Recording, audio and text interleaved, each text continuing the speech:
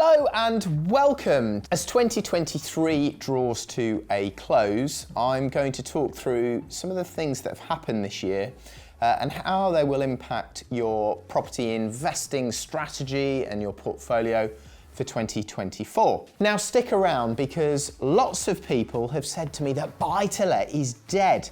I will be addressing that later on in this video. So make sure you like, subscribe and hit the bell. So the first huge change, monumental change that's happened this year that everybody knows about is that interest rates have gone up by around 1,000%. So they've gone from 0.5% to 5.25. Now, clearly this was going to slow the market significantly and turn it into reverse. And that's exactly what it's done. It's been a slow motion reduction in property values because lots and lots of homeowners were on fixed rate mortgages, lots of people with car finance were on fixed rates, and only about 110,000 a month of those have been coming off. But coming off they are, and we're now starting to see the effects. Property values have probably dropped something like 15% in this area. We're in the East Midlands. I suspect the story is similar across the country. I know the indices maybe only say it's 5%, but if you want to get a deal done at the coalface, it's nonsense. And a lot of them, certainly in areas close to here, the higher end areas, oh no, the top end houses haven't been affected. Well, yes, they have. To get a deal done, they are now cheaper because people coming in to purchase who need to get a mortgage can get a smaller mortgage now because the affordability that they had before is not the same now that interest rates have gone up that much more.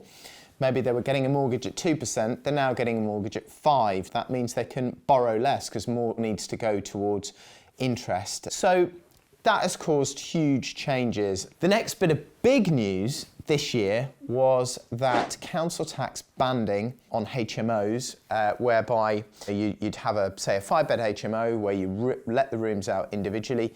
Historically, you used to pay council tax, would be a single banding for the whole property. Maybe you pay council tax of band, say, E or F or G, you'd pay maybe £1,500 a year. What started happening a few years ago was the VOA spotted an opportunity. They basically said that most HMOs, they were going to come round and they were going to ban them per room. And that meant that effectively all of the rooms would be band A. And that meant that you were paying £900, maybe £1,000 a year per room, which could be £5,000 a year in council tax instead of £1,500. The government has now accepted that this is unreasonable. It's unduly onerous on HMO tenants, and therefore they are dealing with that. So HMOs are going to be banded just on a single basis. So that has been big news this year. So inflation, what is happening with inflation? Well, it is still relatively high. We're still in the 4% range. It should be at 2%, and that's why interest rates are still high. Our natural rate of interest in this country, according to the IMF, is 0.75%. We've got an aging population. Effects of globalization and various other economic phenomena has meant that we've got low productivity and low natural rate of interest in this country. But that is now coming to an end. Interest rates increasing by over 1,000% looks like they're doing their job. Are they suddenly going to drop quickly? No. The yield curve shows that they're probably going to remain at this level until at least the middle of 2024. But there are still lots of people to come off those fixed rate mortgages. Homeowners, only about half of them have come off their fixed rate mortgages. When this happened in the late 80s and interest rates shot up, most homeowners were on variable rate mortgages. So the effect was a lot quicker. This time, as base rates gone up, there are a lot more people on fixed rate mortgages. Lots of them have carried on paying their old mortgage payment because their rate hasn't gone up. But that's changing. 110,000 people a month coming up. Half of them have already come off onto their variable rate.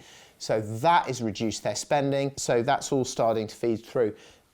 Other interesting point is a lot less people actually have mortgages now than had in the late 80s. So again, interest rate rises mean less. So what else has happened in 2023? Well, the government have announced that they're introducing new permitted development rights to be able to convert houses into 2 flats. So they are just consulting on it at the moment. The rules aren't finalised, but I suspect they'll do it, because normally when they introduce these consultations, they do. So I suspect moving into next year, we'll be able to buy a house, we'll be able to convert it into 2 flats. I suspect that's going to be really good, especially in council areas where they have a policy where they want family homes and they don't want them breaking down into flats. That could be very, very useful. It'll be very interesting to look at the wording on those permitted development rights. Is it strictly just houses, or can we take a flat and split it into 2? You have to look at the definitions. I remember last time, I think they just called it a dwelling house. And if you look at the definition of a dwelling house in the General Permitted Development Order, a dwelling house was a house or a flat. So I will be reading through that with a fine-tooth comb when that General Permitted Development Order comes out. That will be very, very interesting. Now, I've got lots more to tell you, but click the link below and you'll be able to download my 42 top tips to get you into property. Now, let's get back in and talk more about what's happened in 2023. So it does appear that sentiment has changed in the government. They realise a massive number of landlords are leaving the sector. Less landlords are coming in, and the net result is there are less rental properties, and because of that, rents are rising significantly. We sort of could have told them this previously, but it does look like the tide is turning. Section 21, which is the notice that you use to evict a tenant for any reason, traditionally been used by landlords when there are rent arrears. It's been said that the Section 21 is going to be repealed. Michael Gove said that you're going to have to then rely on the Section 8, which, you know, you have to give a good reason for eviction. But the problem with the Section 8 is it takes that long to take tenants through the court process, probably 6 months of no rent, plus all the costs, which is why that landlords rely on the Section 21, because you can get that done quicker. The government have now accepted that, and they say that they're not going to remove the Section 21 until the courts are running at a fast enough pace to enable people to evict for non-payment of rent and antisocial behaviour and other things in a reasonable time frame. So it looks like they're delaying that now. In addition to that, there has been a big about turn on the EPC. We were told that we were going to need to get down to an EPC of C. The government have now U-turned. It doesn't look like they're introducing that anytime soon.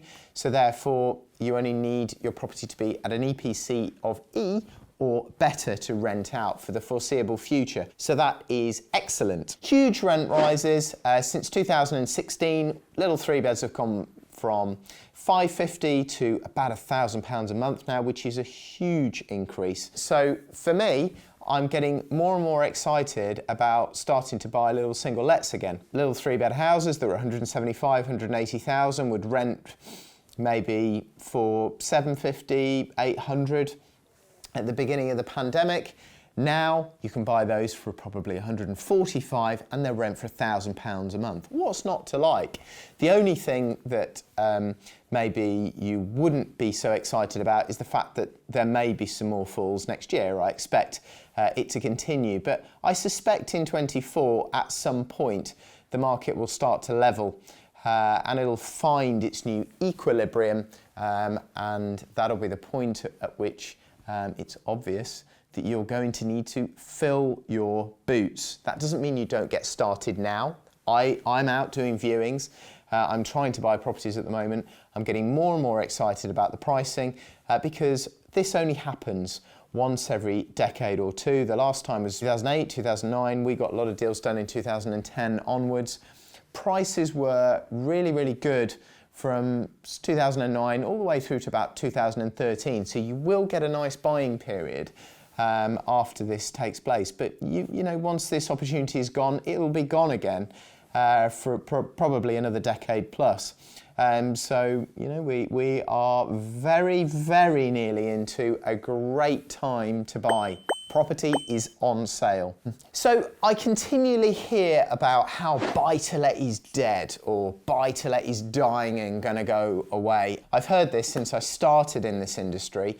and never ever have I heard it more times than over the last 2 or 3 years. The private rented sector in the UK consists of around 4.5 million properties. It's about 20% of all of the dwellings in this country. Those 4.5 million dwellings, whilst the net effect might be that they're reducing slightly, they're not suddenly going to go away. People need to rent houses. Yes, there's housing association properties, and yes, there are lots and lots of homeowners, but 20% choose to rent from the private rented sector. They need flexibility, and so does the labour market. So this is a sector that's not suddenly going to die, not suddenly going to go away. Lots of landlords don't have mortgages. Lots of landlords are leveraged to a lower loan to value, so it doesn't affect them that much. And lots of them just have a very long-term view. I always purchase properties and go into investments with a 20 to 30 year view. And for me, these sort of headwinds, these little storms that come along, yes, they create challenges, but often they create huge opportunities. So generally, I don't sell, I just hold on, and when times improve, then usually we've ended up making a lot more money. And I think a lot of landlords would take that view. So buy-to-let is certainly not dead. So I hope you got great value from that video. Don't forget to click that link to get the report, 42 top tips to get you into property. If you like the content, just wait until the end and another video will pop up that you can click on to see more of the same. That's been Mark Homer, over and out.